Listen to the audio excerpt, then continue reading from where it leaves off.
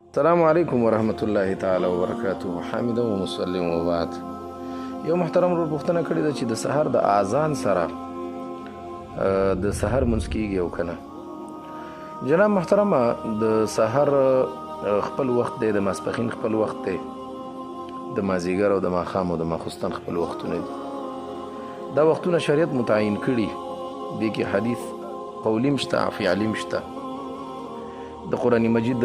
عموماتو هم د قرنګ معلومیږي ان الصلاة کانت علی المؤمنین کتابا موقوتا، د وخت پورې تړلی وي او وخت یو ابتدایي وخت وي او انتهایی وخت، لیکن ملاسب مستحب وخت پکې درمیان کې دی. ځکه نبی علیه الصلاة والسلام ته چې کله د منځونو فرایض منځونه ورباندې فرض شو 5، بیا حضرت جبریل علیه الصلاة والسلام راغی نبی علیه الصلاة والسلام ته 2 ورځې ورته جماعت ورک طریقې ورته خوده. نو یو ورځ ورته په اول وخت کې منځونه وکړل، اول بس چې څنګه ټیم داخل شي منځونه وکړل، او دویم ورځ باندې بیا منځونه او جمع ورته په داسې ټیم کې ورکړي چې هغه بالکل اخري وختونه ول، تقریبا چې بس مونږ نور په قضا کېدو. بیا حضرت جبریل علیه الصلاة والسلام جناب اکرم صلی الله علیه وسلم ته فرمایل ویل ما بین هذین الوقتین وقت لک ولی امتک، او کما قال، وای د دې دواړو وختونو په منځ کې چې دا ابتدا او انتها ده، د دې په منځ کې ستا او ستا د امت دپاره وخت دی، یعنی دا سنت منځ وي. نو لیکن د سحر منځ بالکل د سحر د راختلو د یا صبح صادق د راختلو سره فجر ثانی ورته وایي، ځکه د دې نه مخکې فجر اول هغې ته صبح کاذب وایي، دا فجر ثانی دی یعنی فجر صادق دی، صبح صادق دی. نو دې سره بالکل منځ وسره کیږي، لیکن عباداتو کې قانون دا وي چې هغه به په افضل او احسنه طریقې سره کوي. ځکه نبی علیه الصلاة والسلام د احسان خبره پکې کړې ده چې عبادت به د احسان په طریقې کوي. یا بل دا د قرآن مجید کې بار بار د احسان خبر راغلی، بسم الله الرحمن الرحیم ان الله لا یضیع اجر المحسنین. نو په عباداتو کې د احسان خبره وي. احسان بیا دا وي چې فرایض او واجبات او مستحبات او خیال پکې وساتلی شي، او د عبادت په داسې طریقې سره وشي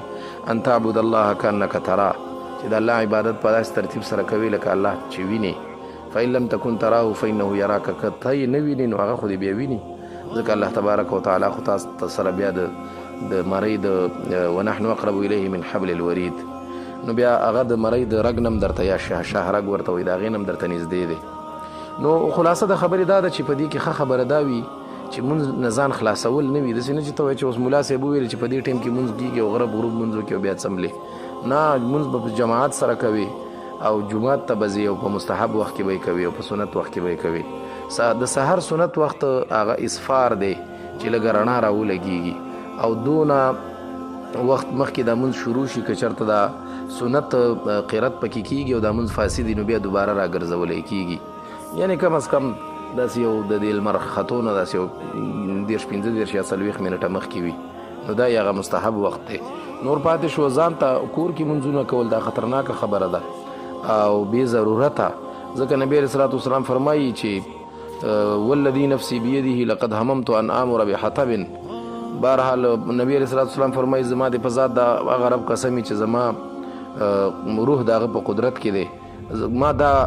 اراده کړې ده چې زه لرګي او خاشاک را جمع کم او بیا جمع ودروم،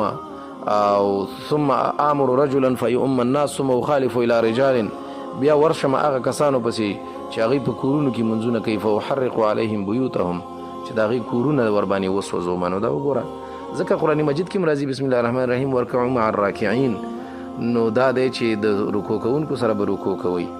نو خلاصه د خبرې دا ده چې افضل وخت هغه دی. نور منځ د ادا که کله د ضرورت وخت یا سړی سفر باندې ځي یو بله څه مسله وي نو بالکل که سړی منځ وکړي نو ادا یې پکې کېږي. نور دا مسله هدایي هم ذکر کړې ده، کتاب الصلاة د فصل فی اوقات الصلاة یا فی اوقاتها، د مانځه باره کې خو هغه ضمیر اسم منځ ته راجع دی. نو دا مناسب په اوقات الصلاة کې دی، نو بیا هغې کې وایي که نه وای وقت دغه دی و وقت الفجر، وای د سحر وخت وای شروع کیږي من طلوع الفجر الى طلوع الشمس، د صبح صادق د راختو نه بعد تر لمر راختو پورې. د قرنګي دا مسله باقاعده طور سره فتاوا دارالعلوم دیوبند هم ذکر کړي، 4 نمبر صفحه ده او جلد 2 او کتاب الصلاة ته نو هغې کې لیکلي دي چې ملا صاحب د سهار وخت کومه دی، وقت نماز فجر بعد طلوع صبح صادق و د دې ځای نه شروع کېږي او دغه قرنګې دا مسله باقاعده طور سره فتاوی شامی هم ذکر کړي. فتاوی شامی باقاعده طور سره کتاب الصلات ته او جلد اول او صفحه دا 311 او ایچ ام سعید مکتبه ده. دی وی وقت صلات الفجر من طلوع الفجر الثاني، دا وګوره فجر ثاني ځکه ورسره وایي چې فجر اول هغه صبح کاذب دی، قبیل طلوع زکاء د رڼا د نه لږ مخکې پورې. نو خلاصه د خبرې دا ده چې بالکل منځ د سحر د راختو نه وروسته چې صبح صادق او اذانونه پکې شروع شي د هغې ټایم کې سحر منځ کېږي، لیکن سنت منځ هغه دی چې په جمع سره ادا شي او په اسفار کې وشي. السلام علیکم ورحمت الله.